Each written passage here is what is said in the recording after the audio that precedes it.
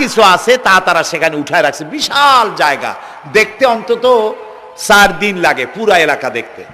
তা আমার হাতে সময় 5 ঘন্টা, 5 ঘন্টা আমাকে দেখতে হবে। আমি বললাম গুরুত্বপূর্ণ জিনিসগুলি আমারে দেখাও। তো নিয়ে গেল।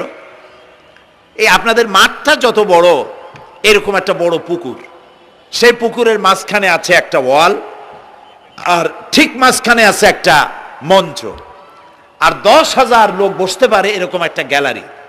ওরকম একটা গ্যালারিতে আমাকে বসালো টিকিট কাটায়া। ওখানে মাছের খেলা দেখানো হবে। যারা খেলা দেখাবে তারা হাতে তুড়ি দিল, সঙ্গে সঙ্গে 2টি মাছ ওই পাশ থেকে তারা ভিতরে বড় গেট আছে, সেই গেট দিয়ে এপারে চলে আসলো। আমি লক্ষ্য করলাম খেলা যারা দেখাবে তাদের মুখের কথা, বাঁশির আওয়াজ, হাতের ইঙ্গিত মাছে বোঝে। মাছটার বুকটা সাদা, একদম সাদা, আর পেছনের দিকটা কালো।